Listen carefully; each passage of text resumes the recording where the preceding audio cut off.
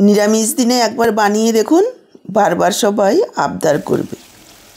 নমস্কার বন্ধুরা, আহারে বাহার রান্নাঘরে আপনাদের সবাইকে স্বাগত। আজ আপনাদের জন্য নিয়ে এসেছি খুবই সহজ ঘরোয়াভাবে পাঁপড়ের ডালনা। পাঁপড়ের ডালনা আপনারা এর আগে হয়তো অনেক খেয়েছেন। আজকের পাঁপড়ের রেসিপিটা একেবারে আলাদা, নতুন স্বাদের। আশা করছি আপনার এবং আপনার পরিবারের সকলের ভীষণই পছন্দ হবে। নিরামিষ দিনে খুবই কম উপকরণে বানিয়ে ফেলতে পারবেন এই ঘরোয়া অসাধারণ রেসিপি। ভাত, রুটি, লুচি, পরোটা যার সঙ্গে পরিবেশন করুন না কেন একেবারে জমে যাবে। তো চলুন আর দেরি না করে রেসিপি দেখে নেওয়া যাক। আজকে দারুণ স্বাদে পাঁপড়ের ডালনার রেসিপিটা করার জন্য আমি এখানে 4টে পাঁপড় নিয়েছি। এবার পাঁপড়গুলোকে দেখুন এইভাবে টুকরো করে ভেঙে নিচ্ছি। আমি একটু ছোট করে টুকরো করছি, আপনারা আপনাদের পছন্দ অনুযায়ী টুকরো করে নেবেন।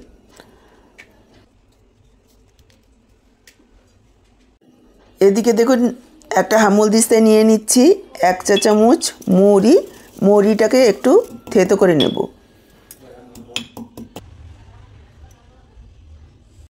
বাটিতে নিয়ে নিলাম 50 গ্রাম পরিমাণ বেসন। এবার থেতো করা মৌরিটা দিয়ে দিলাম।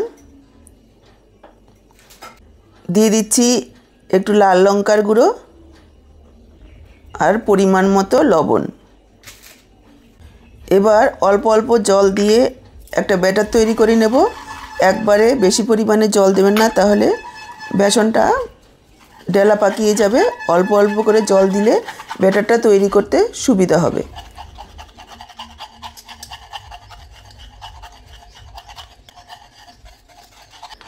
দেখুন এই রকম ঘনত্বের একটা ব্যাটার তৈরি করে নিয়েছি। গ্যাস অন করে কড়াই বসিয়ে দিয়েছি। কড়াতে দিয়ে দিচ্ছি সাদা তেল। আমি আজকে রান্নাটা সাদা তেলে করছি, আপনারা চাইলে সরষের তেলেও করতে পারেন। তেল গরম হয়ে গেলে যে ব্যাটারটা তৈরি করে রেখেছি তার মধ্যে পাঁপড়ের টুকরোগুলো চুবিয়ে ভেজে নেব।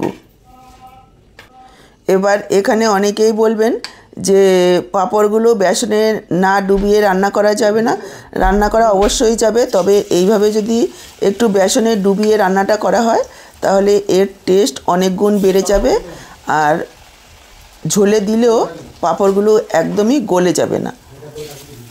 আর যেহেতু বেসন দিয়ে ভাজা হয়েছে, ঝোল অনেকটাই টেনে নেবে, এতে করে নরম তুলতুলে হবে, অথচ গলে যাবে না। খাওয়ার সময় ভীষণই ভালো লাগবে।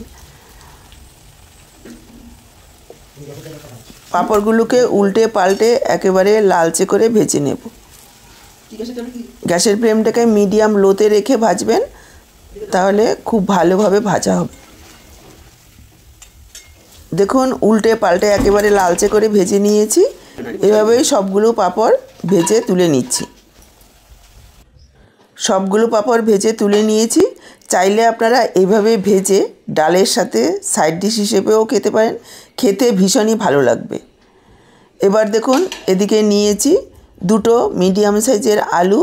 আলুগুলোকে একটু ডুমো ডুমো করে কেটে নেব। আর নিয়েছি একটা টমেটো। টমেটোটাকেও একটু ছোট ছোট টুকরো করে কেটে নিচ্ছি।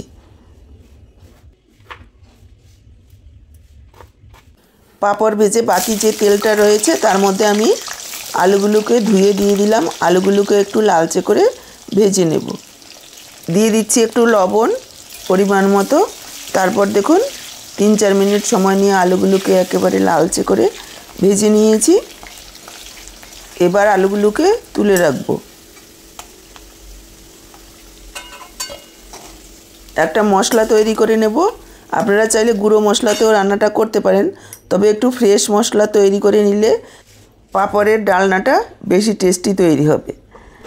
নিয়ে নিলাম মিক্সচার জারে 1 চা চামচ গোটা ধনে, 1 চা চামচ গোটা জিরা, 1/2 ইঞ্চি পরিমাণ আদা, 2টো শুকনো লঙ্কা।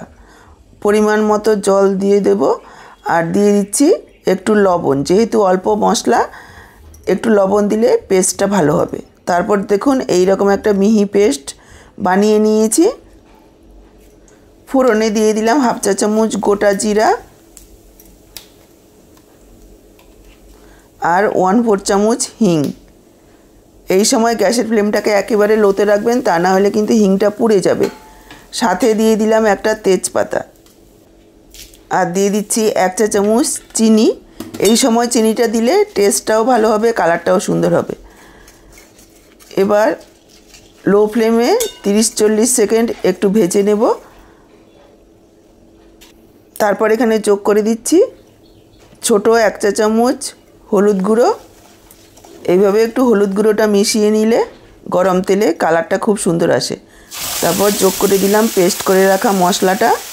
এবার মশলাটাকে খুব ভালোভাবে কষিয়ে নেব, যাতে মশলার কোনো রকম কাঁচা গন্ধ না থাকে।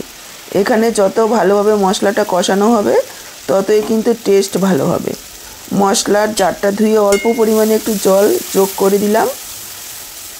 এবার গ্যাসের ফ্লেমটাকে মিডিয়াম লোতে রেখে মশলাটাকে ভালোভাবে কষিয়ে নিচ্ছি। দেখুন মশলাটা কষানো হয়ে গেছে, মশলার উপরে তেল ভেসে উঠেছে আর মশলাটা একেবারে দানা দানা হয়েছে।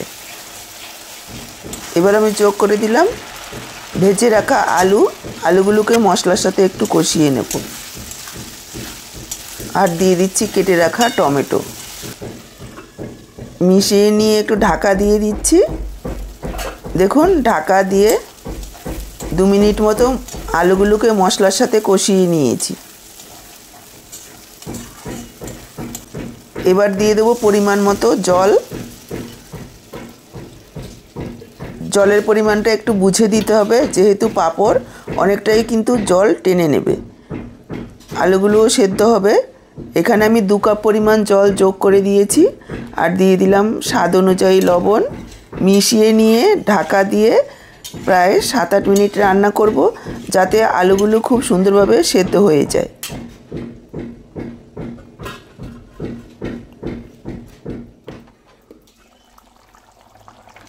দেখুন ঢাকা দিয়ে 7-8 মিনিট রান্না করে নিয়েছি, আলুগুলো খুব সুন্দর সেদ্ধ হয়েছে। এবার যোগ করে দেব ভেজে রাখা পাঁপড়।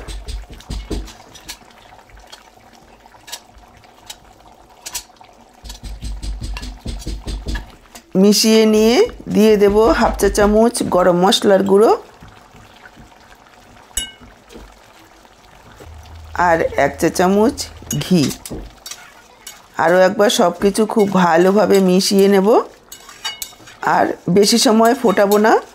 এবার গ্যাসটাকে অফ করে ঢেকে রাখবো 5 মিনিট, যাতে সব কিছু খুব সুন্দরভাবে সেট হয়ে যায়। পাঁপড় দেওয়ার পর খুব বেশি সময় রান্না করলে পাঁপড়গুলো একেবারে নরম হয়ে গলে যাবে। 5 মিনিট ঢেকে রাখার পর দেখুন আমি পরিবেশন করে দিচ্ছি। তৈরি হয়ে গেছে একেবারে নতুন স্বাদে নিরামিষ পাঁপড়ের ডালনা। নিরামিষ দিনে এই রান্নাটা একবার করলে বারবার সবাই আবদার করবে। নিরামিষ দিনে এই পাঁপড়ের ডালনা একবার বানিয়ে দেখুন আর কমেন্টে লিখে জানান যে আপনাদের কেমন লাগলো। ভিডিওটা ভালো লাগলে লাইক, কমেন্ট, শেয়ার এবং চ্যানেলটিকে সাবস্ক্রাইব করতে ভুলবেন না। এরকমই নিত্য নতুন রেসিপির আপডেট পাওয়ার জন্য আজকে এই পর্যন্ত। আবার দেখা হবে নতুন কোনো রেসিপির সাথে। সবাই ভালো থাকুন, সুস্থ থাকুন।